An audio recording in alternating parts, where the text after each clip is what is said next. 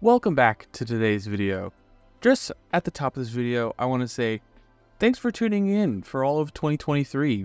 It's been a crazy year. I did not anticipate first starting a YouTube channel, secondly it getting as big as it has, and just want to say thank you for tuning in. I really do appreciate it. And to get to the main topic of today's video, all of you might remember the video I did recently on the Anbernic RG35XX Plus, which was an amazing handheld and one of my favorite handhelds that, because I have so many of these things, after my review, I used it as a Christmas present to my uncle who loves these sorts of things, and because he loves the DMG style handhelds. Then I was sitting there on Christmas, just scrolling through YouTube, and because, just finished celebrating Christmas, and now I had some downtime, and I see this video posted by the Anbernic YouTube channel. It was a promo video for the new RG35XX-H, and I was a little gobsmacked because they just released the Plus model, and I was like, what does the H mean? Watched the video, saw a couple other people talking about it, and so I figured I'd give my initial thoughts and, initial appraisal of the RG35XX-H model, which is simply the horizontal variant of the Plus handheld we just took a look at. And it's so similar down to the fact that it uses the same exact 3.5-inch IPS display, same resolution, even has the same H700 quad-core ARM Cortex-A53 processor, as 1 gig of LPDDR4 RAM, same size battery. It even has the Wi-Fi and Bluetooth functionality that made the Plus model so convenient compared to the prior model of the non-Plus variant. And I figured, to give my initial thoughts on this device, considering I have plenty of experience with the non-horizontal model, and just some initial thoughts on this device. The landscaped form factor I find, better in a lot of ways, more conducive to the higher end chipset that these new Anbernic devices are starting to have, because the H700 can handle PS2 and N64 incredibly well. Simply though, isn't the most comfortable series of consoles to play in a DMG sort of layout, especially missing an analog stick. You kind of limit yourself to the 2D side-scrollers on those generations, which there aren't many. Even going back to like the PS1, there weren't many side-scrolling games. That the only ones that can come to mind immediately are like Glover and Rayman and a few others maybe, but they're not abundant. I guess a big one would be like Castlevania Symphony of the Night. That's a PS1 game that's a 2D side-scroller, but that's besides the point. This landscape form factor lends itself more to 3D games, a far greater focus on PSP games and N64 games, and it is probably going to be one of my go-to handhelds. This handheld releases on January 5th, 2024. I'll have a link in the description to their website, so once pre-orders go up, you can come back to this video, click on the link, and take you to the site so you can pre-order these or just buy them in general. I'm unsure whether it's going to be a pre-order or not. I'm just pretty sure it's actually just going on sale, and it's going for the same price as the Plus model at $67.99, basically $70, and I'm sure you'll be able to find this device also on Amazon in a couple weeks after this, after the initial release, because that's where I purchased my RG35XX Plus.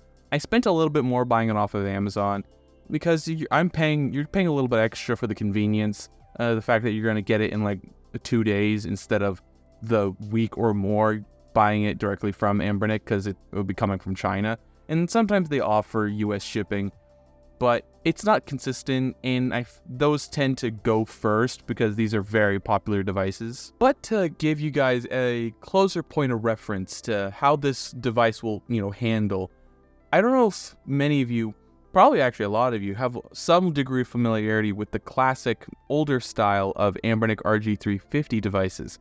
Used a 4x3 screen, much older, SoC, but fundamentally, this is the same classic design that we've all been used to from Anbernic. It just has a newer chip, because as of recently, most of their landscape devices have been more of a 16:9, 16:10 sort of aspect ratio. It hasn't been very frequent in where we've gotten these smaller 4x3 handhelds. And I think that this is a really nice change of pace. It's back to, the consistency that we've really liked from Anbernic in the past. And the sheer fact that it uses the same immaculate screen from the Anbernic RG35XX Plus is all the more reason for me to recommend this device for those of you who are more of a 3D game persuasion. Because I originally recommended the RG35XX Plus, sorry about that, to all those gamers out there who want the best possible experience for emulating all the 16 and 8-bit generation of consoles, just because the superb screen and the quality in the buttons. And this device would be something I would recommend for all those gamers out there who want to emulate all those classic 3D consoles, including stuff like N64, PSP, PS1, because this would just be an absolute dream to play with. I guess also Dreamcast if you are of that persuasion. I'm not a big Dreamcast guy. It's something I usually don't test because it's not usually a problem for most of these things to emulate. But if you want to play any of those 3D games, this is going to be the best place to play them if you're on a budget. Because at the price point of, just say, $70, for simplicity's sake, it is a killer deal. Like, I already mentioned this with my review of the original Plus model, but that price point is such a killer deal. There is very few things in that bracket that offers that level of compelling performance. And I was a little disappointed by it not having analog sticks to fully utilize that. But now with the introduction of this new model, not only does it have the high quality D-pad and face buttons that we are used to with Anbernic, it also has amazing analog sticks that will allow you to play most all 3D platformers you could think of from that generation of consoles. I would say the one downside to this, it does have them at the very bottom, so it's not exceptionally comfortable, but you can 3D print grips or buy a grip off their website, which isn't a perfect solution, but in my experience, one of the handhelds of theirs I've used the longest with this layout is the Anbernic RG351M, which is more of a 16:9 style screen, not 4x3, so it was a little bit longer than this model was, but it had the analog sticks at the bottom. And while it wasn't the most comfortable thing, I think due to the smaller size of the device, it didn't actually end up being that all uncomfortable. If it was the size of like the Steam Deck and they were at the way bottom, yeah, that would be incredibly uncomfortable. But because of the smaller nature of these devices, ergonomically, they're not horrible to use. I mean, if you're playing it for like 3 or 4 hours, yeah, it'll start to get uncomfortable, but I never played these things longer than 2 hours at most in a given sitting. So honestly, I highly doubt most people would encounter this problem, but that is something to bear in mind for those of you who will be playing this for a long time. It might not be the most ergonomic thing on the planet.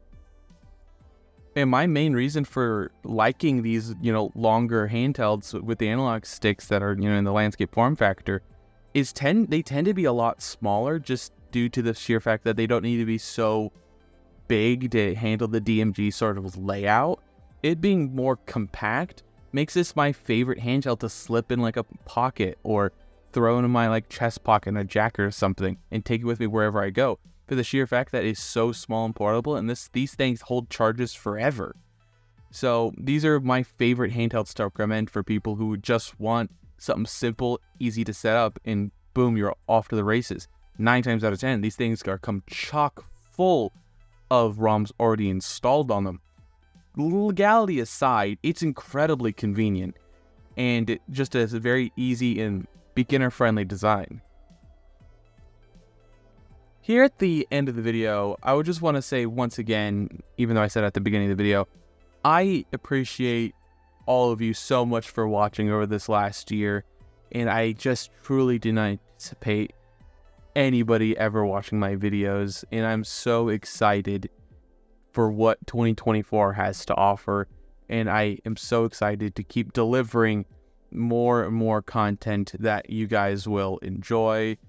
And I want to hear your thoughts down below. Are you interested in a landscape style handheld for the Anbernic RG35XX line? I am super interested to hear what you guys think about this device and all your other things you guys got to say down there. I'm always down there. Don't forget to leave a like, comment, and subscribe. All that other social media garbage down below. And last but not least, don't forget to have a wonderful day and Happy New Year.